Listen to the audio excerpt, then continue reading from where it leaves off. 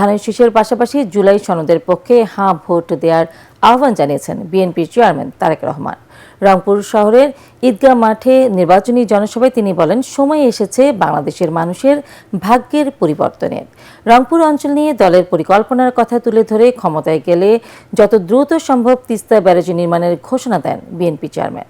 রংপুর থেকে মোহাম্মদ মনিরুজ্জামানের ক্যামেরায় বিস্তারিত জানাচ্ছেন বিশেষ প্রতিনিধি মইনুল আহসান। জুলাই গণঅভ্যুত্থানে শহীদ আবু সাঈদের কবর জিয়ারত করে রংপুরের জনসভায় যোগ দেন BNP chairman Tarique Rahman. BNP প্রধান আসার অনেক আগেই রংপুরের ঐতিহাসিক ঈদগাহ মাঠের জনসভা জনসমুদ্রে পরিণত হয়। যে প্রতিশ্রুতিগুলো সেগুলোকে বাস্তবায়নের জন্য জুম্মার নামাজের পর থেকেই জনসভা স্থলে আসতে থাকেন বিএনপি নেতাকর্মী সহ সাধারণ মানুষ।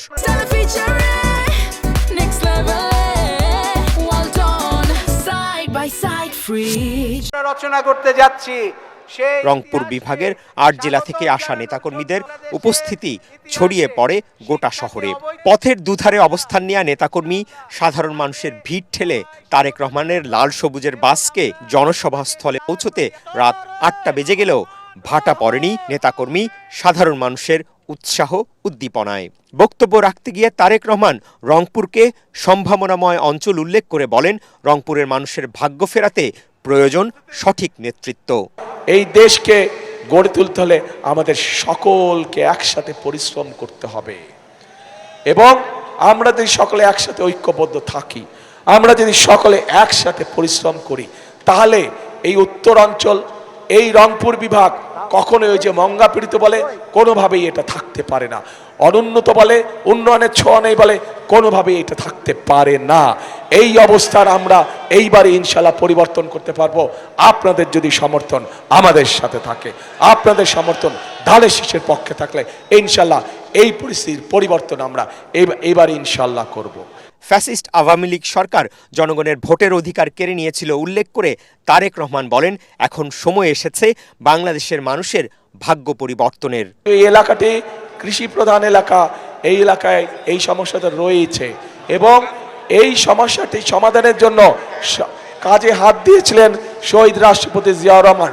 তিস্তা ব্যারেজ প্রকল্পের কাজ ইনশাল্লাহ 12 তারিখে নির্বাচনের পরে 13 তারিখে বিএনপি ইনশাল্লাহ সরকার গঠন করলে এই এলাকার মানুষের জন্য যে তিস্তা ব্যারেজের স্বপ্ন, আমরা সেটি পূরণের কাজে যথাসম্ভব দ্রুত হাত দেব ইনশাল্লাহ। দুর্নীতিকে বাংলাদেশের অগ্রগতির পথে প্রধান অন্তরায় উল্লেখ করে তারেক রহমান বলেন, অতীতে যারা জনগণের সম্পদ লুট করেছিল তা ফিরিয়ে এনে জনগণের কল্যাণে ব্যয় করা হবে।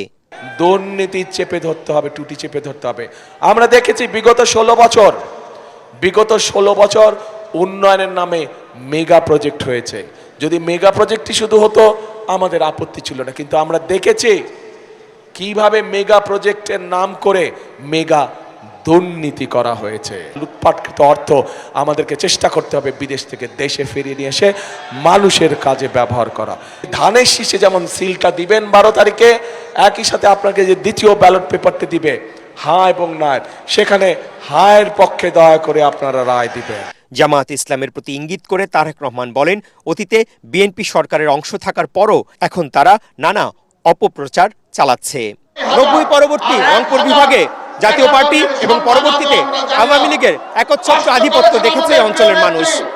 জাতীয় পার্টির দ্বিধা বিভক্তি এবং গণঅভ্যুত্থানে আওয়ামী লীগের পতনের পর এই অঞ্চলের বিএনপি নেতাকর্মীরা আগামী 12ই ফেব্রুয়ারি নির্বাচনকে নিয়ে আশাবাদী হয়ে উঠেছেন।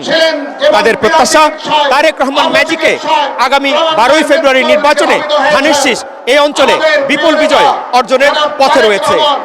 মইনুল আহসান, এটিএন বাংলা, রংপুর।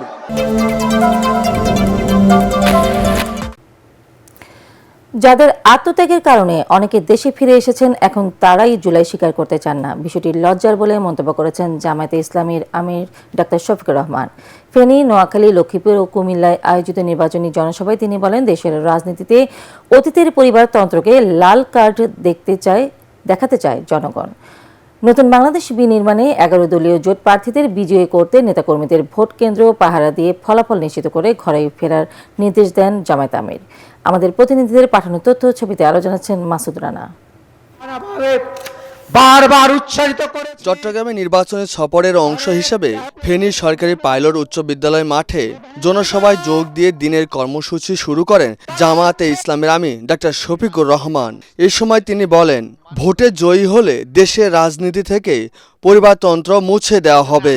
অতীতের বস্তা পচা রাজনীতি যেটা ফ্যাসিবাদ উপহার দিয়েছে, একনায়কতন্ত্র উপহার দিয়েছে, দুর্নীতিতে দেশকে চ্যাম্পিয়ন বানিয়েছে, ডুবিয়ে দিয়েছে, ওই রাজনীতিকে আমরা লাল কার্ড দেখাতে চাই। পরে লক্ষ্মীপুরে আদর্শ সামাদ উচ্চ বিদ্যালয় মাঠে 11 দলীয় জোটে নির্বাচনী জনসভায় জুলাই যোদ্ধাদের কারণে কারো কারো দেশে ফেরা হলেও এখন তাদেরকে অবহেলা করছে বলে অভিযোগ করেন জামায়াতের আমির। যাদের কারণে অনেকের দেশে ফিরে আসা, যাদের কারণে নির্বাচনের কথা বলা, যাদের কারণে দেশ শাসনের কেউ কেউ কারো কারো স্বপ্ন দেখা, তারা তাদেরকে অস্বীকার করছেন।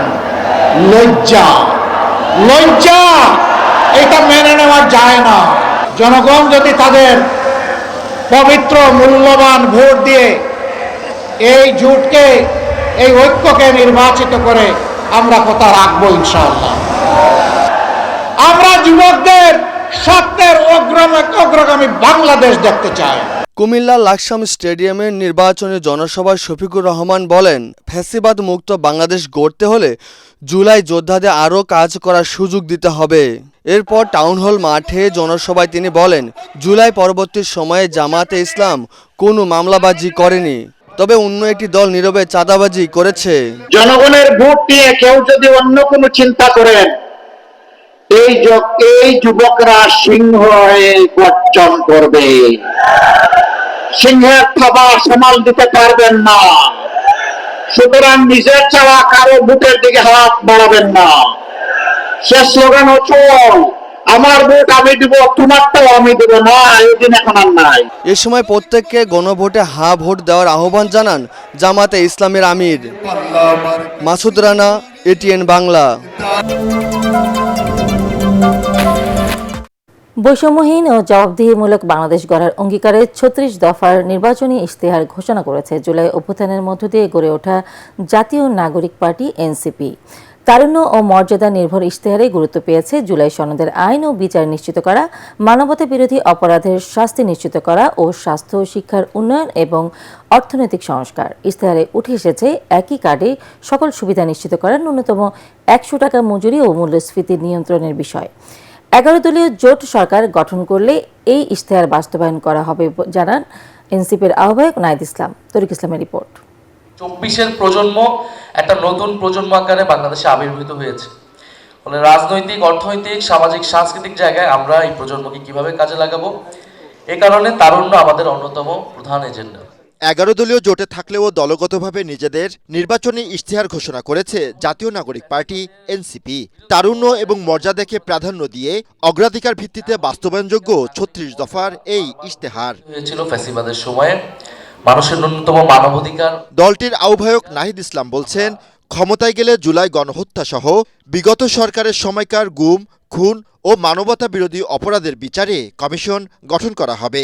জুলাইয়ের গণহত্যা এবং গত 16 বছরের যে গণহত্যা, শাপলা হত্যাকাণ্ড এবং পিলখানা হত্যাকাণ্ড, গুম, খুন সহ যে হত্যাকাণ্ডগুলো হয়েছে সেগুলোর বিচার, অনেক বিচার কার্যক্রম অব্যাহত শুরু হয়েছে, এগুলো চলমান থাকবে এবং সেগুলোকে কিভাবে আমরা আরো সুষ্ঠুভাবে নিশ্চিত করতে পারবো এবং যেগুলো শুরু হয় নাই সেগুলো আমরা কিভাবে নিশ্চিত করব।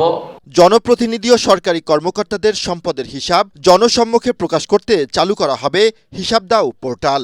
ভোটাধিকার বয়স 18 থেকে কমিয়ে 16 বছর করার প্রস্তাব করেছে দলটি।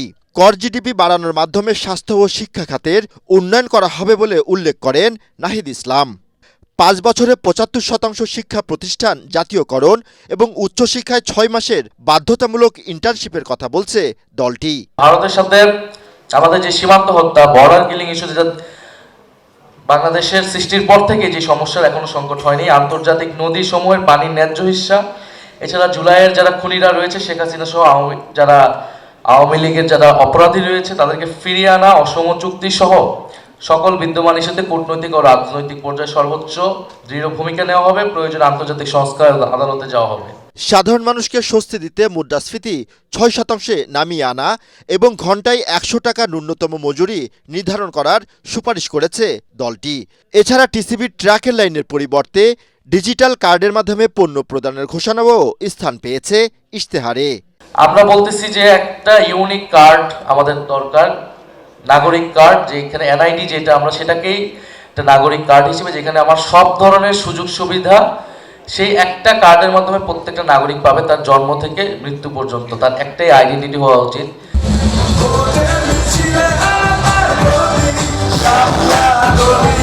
তরিক ইসলাম, এটিএন বাংলা, ঢাকা।